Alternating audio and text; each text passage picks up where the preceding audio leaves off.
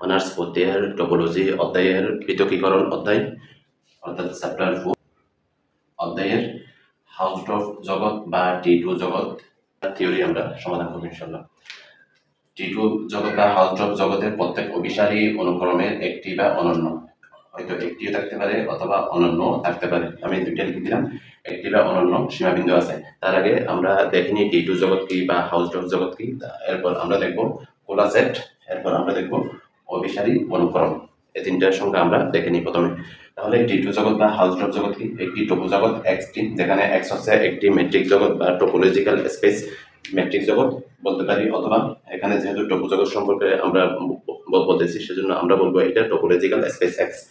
একটি টোপো জগৎ এক্স যেখানে টি হচ্ছে এক্স এর অন্তর্গত একটি টোপোলজি এক্স টিকে টি2 বা হাউস অফ জগৎ বলা হবে যদি এক্স এর অন্তর্গত প্রত্যেক এক্স জোড়া ভিন্ন ভিন্ন বিন্দু এক্স ও ওয়াই এর জন্য টোপোলজি টিতে অবশ্যই এক জোড়া কোলা সেট কি থাকবে, কোলা সেট জি ও এইচ বিদ্যমান থাকবে।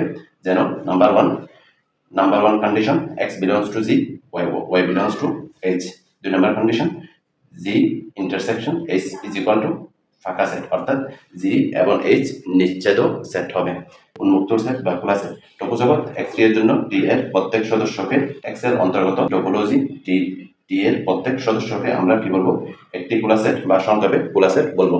অভিসারী অনুক্রমটা হচ্ছে কি, suppose x belongs two x বিন্দুর জন্য আমরা যদি একটা অনুক্রম লিখি এক্স সাফিক্স এন, এই অনুক্রম অভিসারী হবে কি হবে, অভিসারী বলতে পারি সসীম বলতে পারি যদি limit x n tends to infinity x suffix n is equal to x।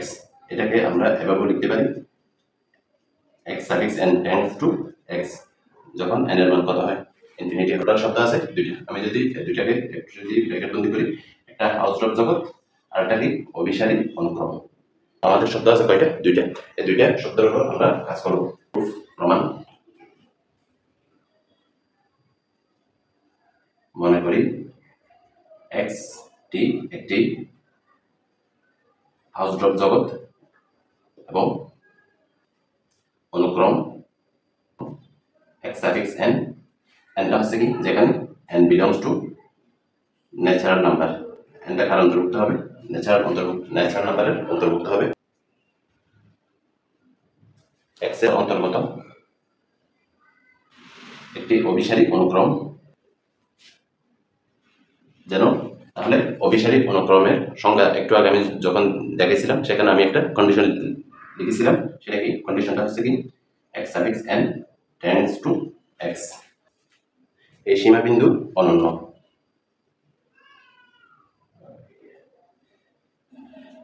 এই সীমাবিন্দু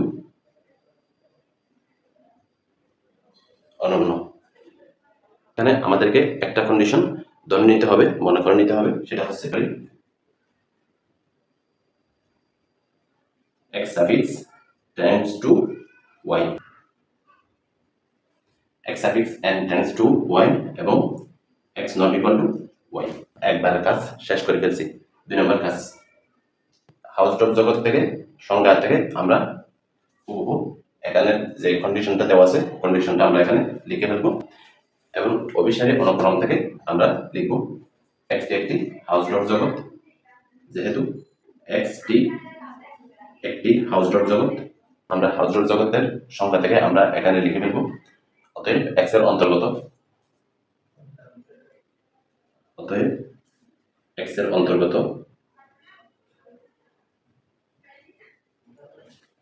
অন্তর্গত প্রত্যেক এক জোড়া ভিন্ন ভিন্ন বিন্দু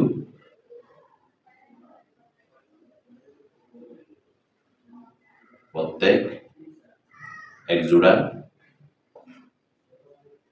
ভিন্ন ভিন্ন বিন্দু x ও y এর জন্য টোপোলজি টিতে অবশ্যই এক জোড়া খোলা সেট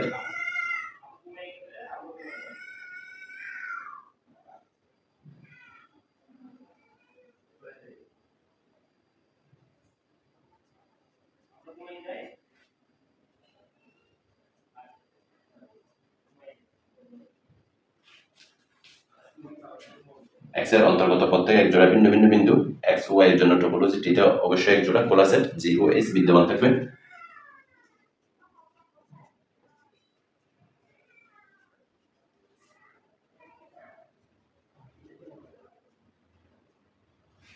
যেন এই দুটা কন্ডিশন আমরা লিখে ফেলি।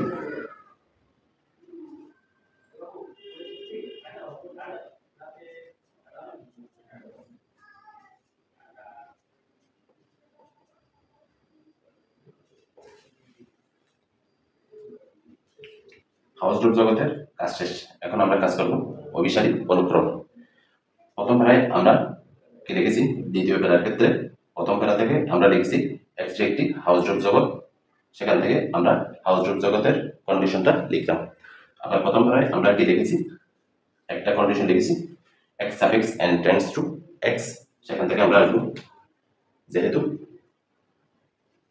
x suffix n tends to x, সুতরাং অবশ্যই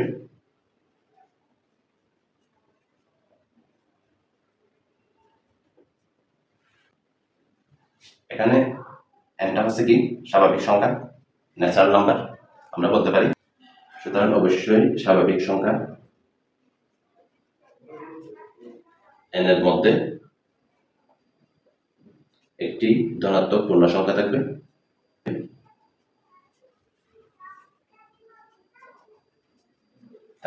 যেন n is greater than m হয়। ধনাত্মক পূর্ণ সংখ্যা আমরা এটাকে m লিখলাম, m থাকবে যেন n is greater than m হয়। এটা একটু আমরা ব্যাখ্যা করি। এটার ব্যাখ্যাটা হচ্ছে বইয়ের 11 নম্বর পৃষ্ঠায় আছে, টোপোলজি যেটা সায়েন্স ভিউ দেখেন। x বিলংস টু x বিন্দুতে অনুক্রম x সাফিক্স n কে অভিসারী বলা হবে যদি প্রত্যেক এপসাইলন ইজ গ্রেটার দেন 0 এর জন্য একটি ধনাত্মক পূর্ণ সংখ্যা m বিদ্যমান থাকে, যেন n is greater than or equal m হয়। তাহলে এখান থেকে আমরা এটা লিখলাম। এটার অর্থ হচ্ছে অনুক্রম sequence of x suffix n সসীম সংখ্যক পদ ব্যতীত, সসীম সংখ্যক পদ ব্যতীত বাকি সবগুলো পদকে ধারণ করবে। আমরা বলতে পারি x বিলংস টু কি লিখেছি g, x এর সসীম সংখ্যক পদ ব্যতীত বাকি সবগুলো পদকে g ধারণ করবে।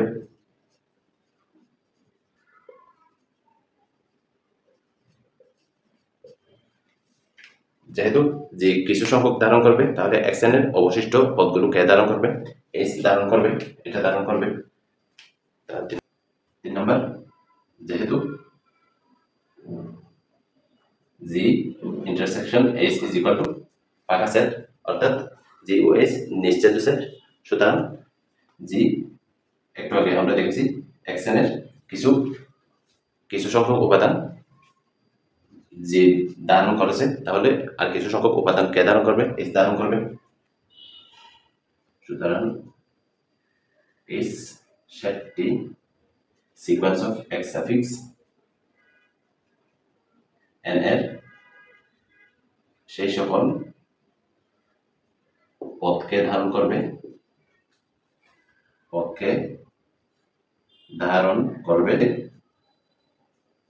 জি ধারণ করে না,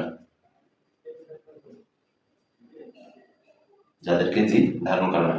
x এর অনুক্রম x সাফিক্স n এর সসীম সংখ্যক উপাদান বিদ্যমান। এখানে কেবলমাত্র, তাহলে এই কথাটা থেকে আমরা বলতে পারি এখানে কেবলমাত্র সসীম সংখ্যক পদ বিদ্যমান। ফলে এখন প্রমাণ করতে হবে, লিখেছিলাম সেখানে দুইটা জিনিস লিখেছি। একটা হচ্ছে x suffix n tends to y, x not equal to y। এখানে যেহেতু সসীম সংখ্যক পদ আছে, ফলে x suffix n not tends to y আমরা বলতে পারি যা আমাদের